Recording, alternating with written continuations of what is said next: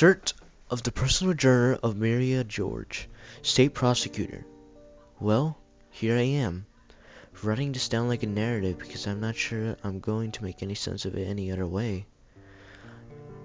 It worked for all those political science courses I never use now. It shouldn't even be my job to figure this out. I'm the youngest of 3 lawyers on this case, but I can't leave anything unfinished. I'm not faint of heart.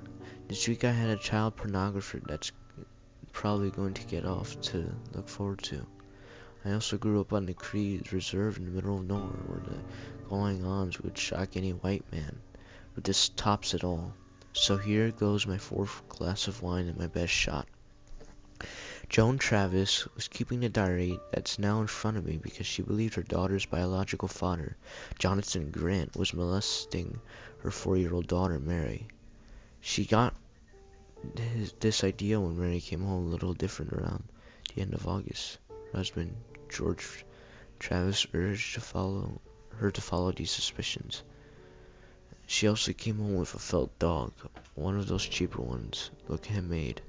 I had a teddy bear like it, kind of realistic plastic eyes, strong stitches, off-white in color I guess. Anyway, suddenly Mary was attached to this dog. Didn't name it, just called it her felt puppy. Whispered to it sometimes. September 14th. Mary gets sent home from daycare for sexually explicit language with the recommendation to see a therapist. A red flag for sexual abuse. Joan gets her to a therapist who can't get anything out of the kid. Joan told us she asked the woman to get the stuffed dog away from her.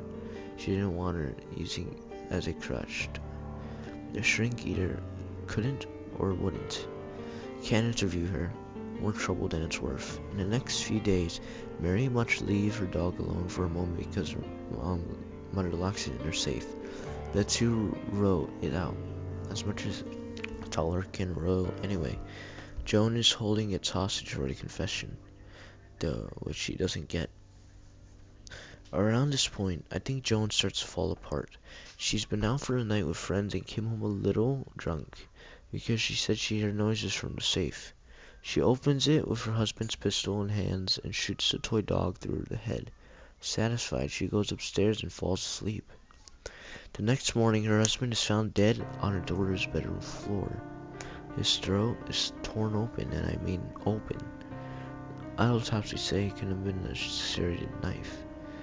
There was plenty in the house.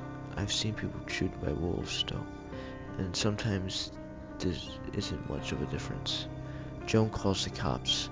They remove the body, find Mary undisputed in the closet. He said that her felt puppy told her to wait there until it was safe. Mary is examined. Evidence of both long-term and recent sexual abuse is apparent. They get DNA. It's George Jones goes to jail after nearly shooting cop with her deceased husband's pistol, then to a hospital when it's obvious she's mentally ill. She claims she didn't know about the abuse, but it's in her diary. She found a dried but bloody pair of her daughter's panties. Lily beat the shit out of her before her daughter could tell anyone who asked it was chocolate ice cream instead of blood. She was happy to keep up the charade. Sick bitch.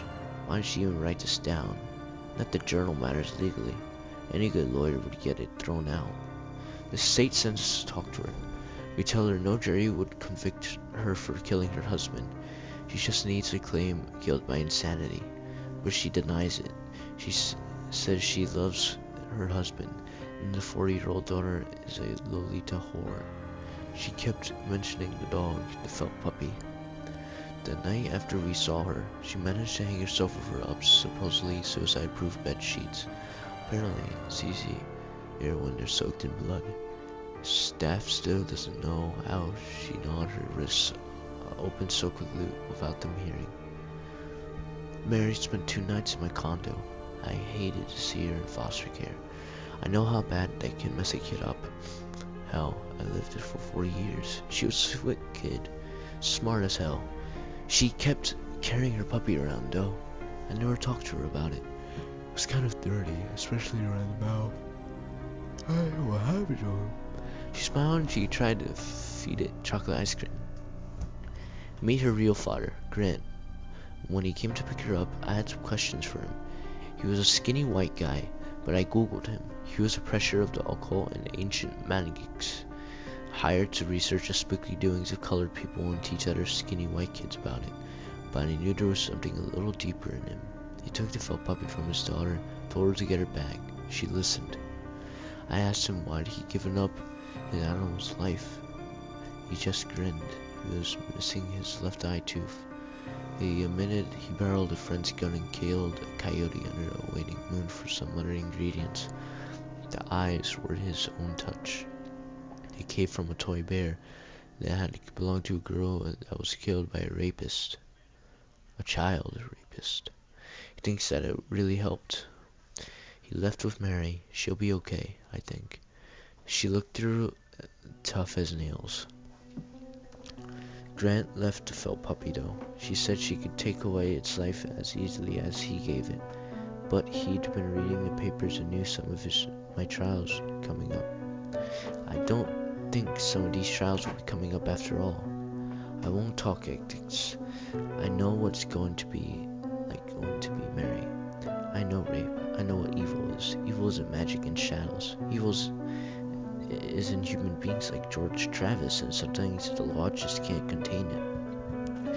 I didn't tell my new felt puppy anything. I just left the window open for him.